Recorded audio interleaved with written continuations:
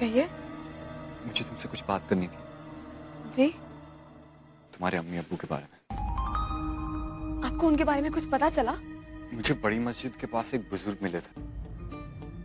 लोग कहते हैं कि वो थोड़े पागल हैं, पर उन्हें कुछ याद था। वो कह रहे थे कि असद अहमद खान यहाँ के बहुत ही रईस और नेक इंसान थे। यही कहीं किसी बड़ी हवेली में रहा करते थे। उनका खानदान भी बहुत बड़ा था। और क्या कहा उन्होंने? और कुछ नहीं पता। फिर ये भी बहुत है मेरे लिए। आखिर अब मैं एक ऐसे शख्स को जानती हूँ जो मेरे अब्बू को जानता है। बाकी का मैं उनसे खुद पूछ लूंगी। क्या मैं उनसे मिल सकती हूँ? हाँ, ऑफ कोर्स। मैं तुम्हें खुद उन्हें मिलने ले जाऊंगा। या अल्लाह, रेहान आपका बहुत बहुत शुक्रिया।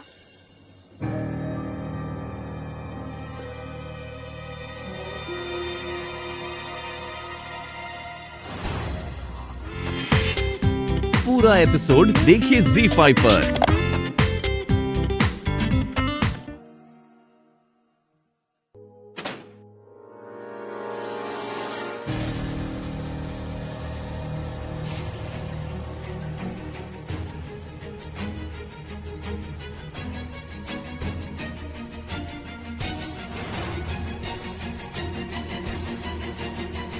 क्या कर रहे हैं आप?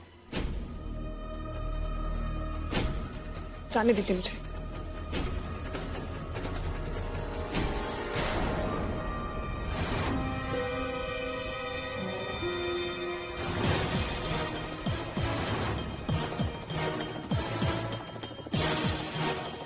ये तुम क्या कर रही हो? मैं? मासूम बनने की कोशिश मत करो। कहाँ गई थी तुम? रेहान के साथ? रेहान के साथ? आहिल, मैं हॉस्पिटल गई थी अपनी बड़ी अम्मी को देखने और आपकी अम्मी मेरे साथ थी।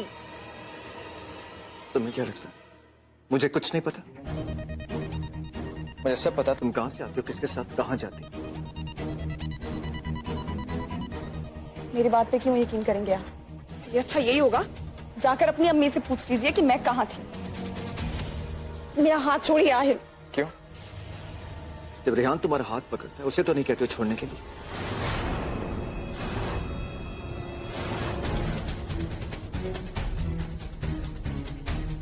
क्या कहा आपने? बुरी लगी बात? जब इंसान की सोच बुरी हो ना, तो बातें भी वो बुरी करता है। मुझे आपसे इस बारे में कोई बात नहीं करनी।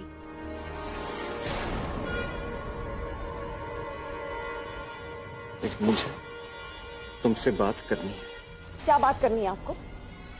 और क्यों बात करनी है?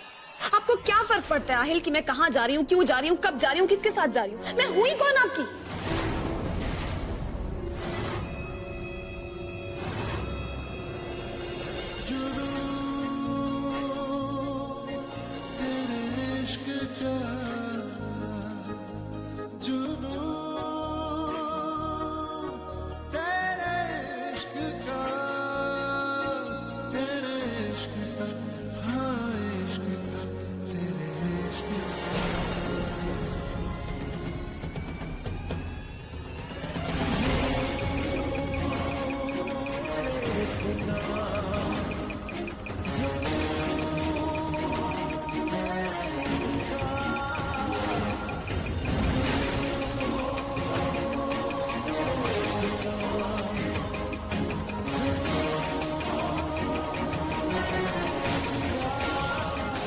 आपको जलन हो रही है ना?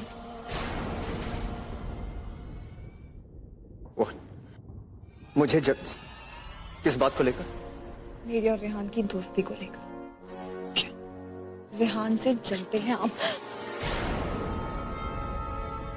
क्या बकवास कर रही हो तुम? देखो, मैं ये सब इसलिए कर रहा हूं ताकि अम्मी को कोई दिक्कत ना हो इस जायदाद को लेने में। और एनीवे, हम सिर्फ दुनिया के लिए मियां बीवी हैं। Get it? अम्मी को दिक्कत ना हो, जैसे आपको तो कोई फर्क ही नहीं पड़ता इस जायदाद से। फर्क पड़ता है ना मुझे, इसलिए तो मैंने तुम जैसी लड़की के साथ निकाह किया है। ठीक कह रहे हैं आप जैसा बड़े घर का लड़का मुझ जैसी गांव की लड़की के साथ मजबूरी में ही निकाह कर सकता है। तुम्हारे दिमाग में आखिर चल क्या रहा है? और हैरानी मुझे इस बात की हो रही है कि इस काम के लिए तुमने मुझे क्यों चुना?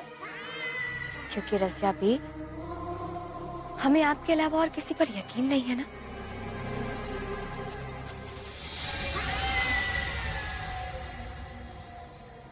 बस अब उसे वो इंजेक्शन दे दो। लेकिन बिल्लो रानी, ये तो बताओ कि इस इंजेक्शन से होगा क्या? भाई, जो 20 साल पहले नहीं हुआ था। उस इंजेक्शन में जहर है रसिया भी। बेचारी बहुत थक गई होगी ना, तो अब वक्त आ गया है कि उसे चैन की नींद सुला दिया जाए।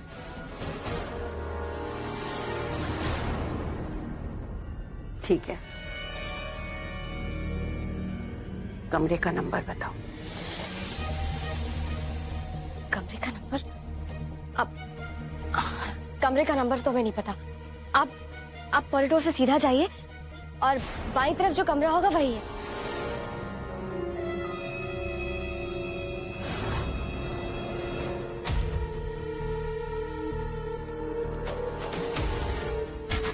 बिल्लो रानी, अरे ये दरवाजा तो बंद है। अरे तो खोलिए ना।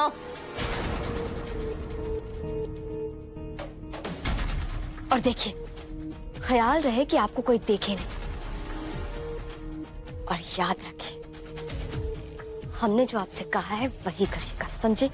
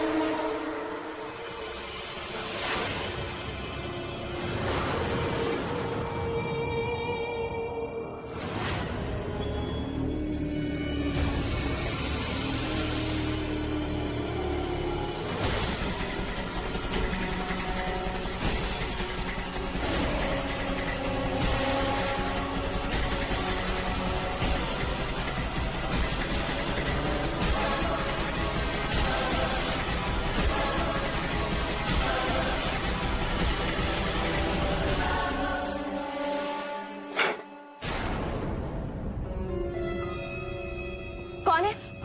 माफ कीजिएगा बेगम साहिबा, मैं हूँ सनम। आप जानती हैं, मेरी बड़ी अम्मी कहती हैं, जब कोई काम आपकी मर्जी से नहीं होता तो इसका मतलब ये है कि वो अल्लाह की मर्जी से हो रहा है। परेशान मत होइए, आपको किसी भी चीज की जरूरत हो आप मुझे बताइएगा। मैं चलती हूँ। सनम, सनम बेटा,